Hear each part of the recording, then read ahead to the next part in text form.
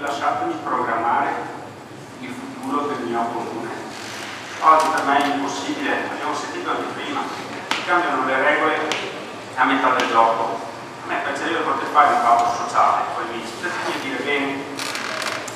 ci sono le tasse, la posso scegliere io di pianificare con i miei cittadini, lasciatemelo fare, questo e basta.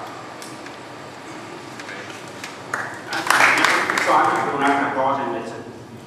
Prima si parlava del taglio dei consigli comunali, magari parlamentari.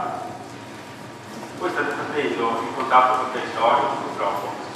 Il tagliare i consiglieri comunali, che costano 20 euro a settore, significa non avere più la rappresentatività nel territorio, significa non recepire più le istanze. Noi sindaci siamo stanchi di dover fare la parafulmine. La sussidiarietà non significa che il lavoro tra virgolette sporco lo devo fare io, perché voi tagliando così sulla spesa corrente io taglierò i servizi ai miei cittadini.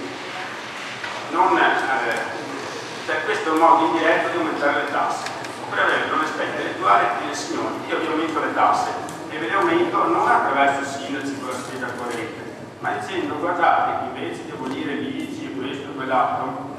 e parlo di una corrente politica che è la mia stessa che rappresento nel comune,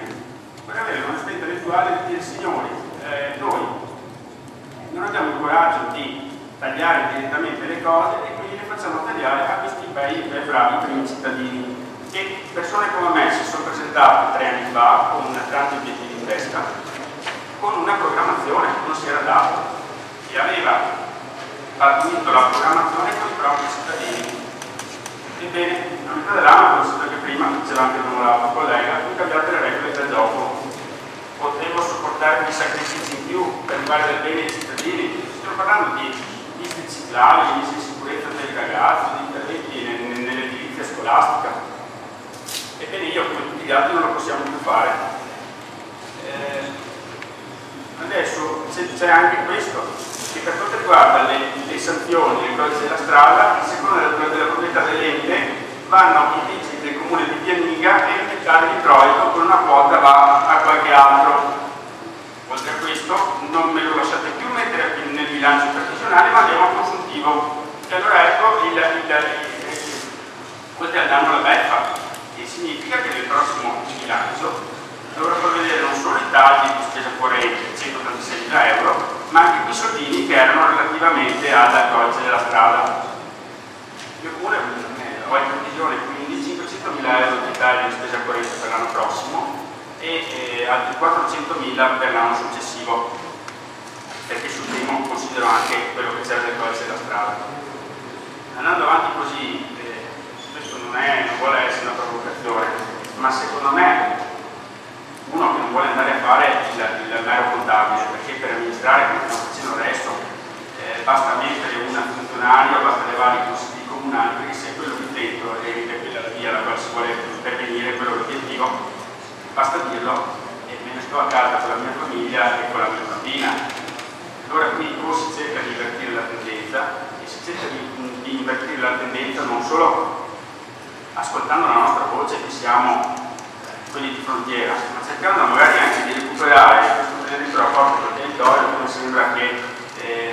non per quanto riguarda i sindaci perché sono sempre in mezzo alla gente, ma mi sembra che ci sia uno scolamento tra i sindaci e il Parlamento, una cosa invece una volta mi sembrava molto più diretto, ma c'è proprio anche uno scolamento tra il rappresentante parlamentare e il cittadino comune. Se io come sindaco mi sento lontani, e questa non è una bella cosa, il cittadino che non ha una carica istituzionale mi sente ancora più lontani di me. Quindi altra cosa, dopo chiudo, quello che mi dispiace è essere qui questa sera e essere qui a vergognarmi di quello che sto facendo, perché per non sforare il patto di stabilità io sto facendo come il collega di Chioggia, fate i pagamenti fino al 1 di luglio, dal 1 di luglio mi sto chiamando tutti quanti dicendo guardate che devo posticipare il pagamento, stiamo parlando di posticipare il pagamento a gennaio, bene io di lavoro faccio l'avvocato civilista e viene gente come quei poveri